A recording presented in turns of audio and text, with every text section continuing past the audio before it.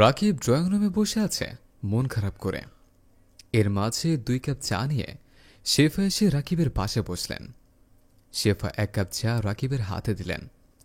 রাকিবের মন খারাপ দেখে বললেন, কি ব্যাপার, তুমি আজ মন খারাপ করে এসে বসে রয়েছ, কোনো কথা বলছো না?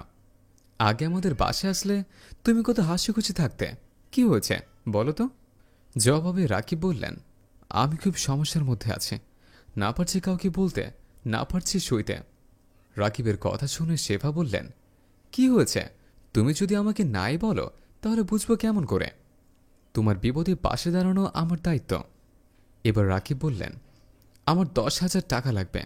বন্ধু বান্ধব অনেকের কাছে ধার চেয়েছে, কেউ আমাকে সাহায্যের হাত বাড়িয়ে দেয় নাই। রাকিবের কথা শুনে শেফা বললেন, তোমার টাকা লাগবে সেটা আমাকে বলবে না, আমি তোমাকে 10,000 টাকা দিচ্ছি। রাকিব শেফার কথা শুনে শেফার হাত ধরে বলতে লাগলেন, তুমি যদি আমাকে 10,000 টাকা দাও আমি তোমাকে 1 সপ্তাহ পরে ফেরত দেব। শেফা বললেন, ঠিক আছে, তুমি এখানে বসো, আমি তোমার জন্য টাকা নিয়ে আসছি। এই কথা বলে শেফা ওখান থেকে চলে গেল আর রাকিব ওখানে বসে রইল। শেফার মা আর বাবা বেডরুমে শুয়ে রয়েছে। শেফা গিয়ে বাবাকে বললেন, বাবা, আমাকে 10,000 টাকা দাও। শেফার বাবা জিজ্ঞেস করল, এখন তুই 10,000 টাকা দিয়ে কি করবে? শেফা বললেন, রাকিব খুব সমস্যায় পড়েছে, ও আমার কাছ থেকে 10,000 টাকা ধার নিচ্ছে, 1 সপ্তাহ পর দিয়ে দেবে। জবাবে শেফার মা বললেন, টাকা পয়সা ধার দিলে বন্ধুত্ব নষ্ট হয়ে যায়। রাকিবের সাথে তোর খুব ভালো সম্পর্ক, টাকা ধার দেওয়ার জন্য একদিন তোর সম্পর্কটা নষ্ট হয়ে যাবে। শেফা বললেন, রাকিব ওরকম ছেলে না, কখনোই এই টাকার জন্য আমার সাথে সম্পর্ক নষ্ট করবে না। আমি রাকিবকে ড্রয়িং রুমে বসিয়ে রেখেছে, আমাকে টাকাটা দাও, আমি ওকে দিয়ে আসে।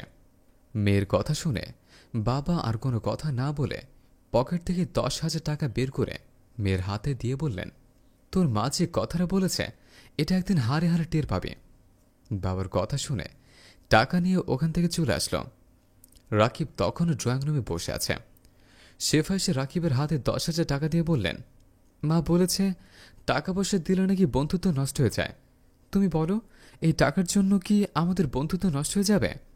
জবাবে রাকিব বললেন, সামান্য এই 10,000 টাকার জন্য কোনোদিন তোমার আমার সম্পর্ক নষ্ট হবে না, তুমি আমার উপর বিশ্বাস রাখতে পারো। এই কথা বলে রাকিব ওখান থেকে চলে আসলেন। 1 মাস পার হয়ে গেছে, রাকিব শেফার ফোন ধরে না, শেফার সাথে কোনো যোগাযোগ নাই। শেফা ড্রয়িং রুমে মন খারাপ করে বসে আছে।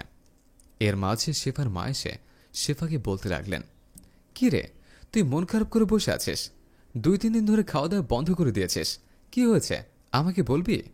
জবাবে শেফা বললেন, মা, তুমি সেদিন ঠিকই বলেছিলে, টাকা ধার দিলে বন্ধুত্ব নষ্ট হয়ে যায়। আজ আমি সেটা হারে হারে টের পাচ্ছি। রাকিবের সাথে আমার খুব ভালো সম্পর্ক ছিল, একদিন রাকিবকে না দেখতে পারলে আমার কিচ্ছু ভালো লাগতো না। রাকিব টাকা ধার নেওয়ার পরে 5-6 দিন আমার সাথে দেখা করেছে, আমাদের ভালোই সময় কাটত। 1 সপ্তাহ পর রাকিব আমার ফোন রিসিভ করে না, নাম্বারটি ব্ল্যাকলিস্টেড করে রেখেছে। এখন বুঝতে পারছে টাকা ধার দিলে সত্যিই বন্ধুত্ব নষ্ট হয়ে যায়।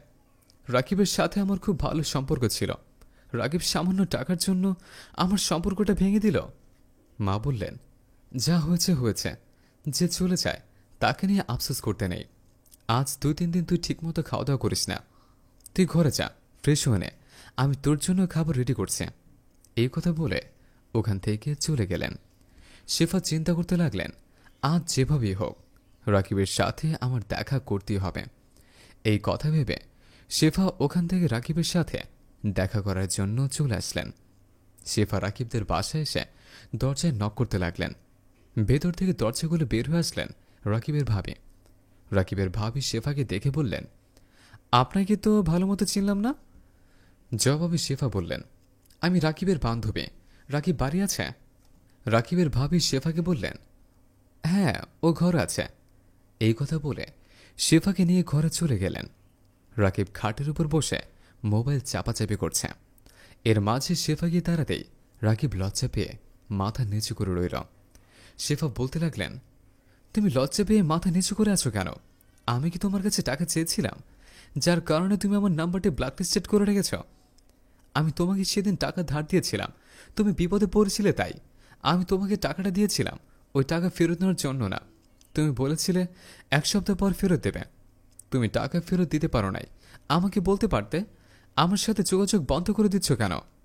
রাকিব বলতে লাগলেন, আমার বন্ধুর বউয়ের অপারেশনের জন্য টাকাটা আমি তোমার কাছ থেকে ধার নিয়েছিলাম। আমার বন্ধু বলেছিল ওর বউ সুস্থ হলে টাকাটা ফেরত দেবে। আমার বন্ধু এখনও টাকার ব্যবস্থা করতে পারে নাই। জানোই তো আমি বেকার। আমি এত টাকা কোথায় পাবো? বাবার কাছে চাইলে বাবা আমার সাথে সারাক্ষণ ঝগড়া করে। এর জন্য হাত খরচের জন্য বাবার কাছ থেকে টাকা নিতে পারে না। আমি লজ্জা পেয়ে তোমার কাছে যাই না। তোমাকে কথা দিয়েছিলাম 1 সপ্তাহ পর টাকাটা ফেরত দেব।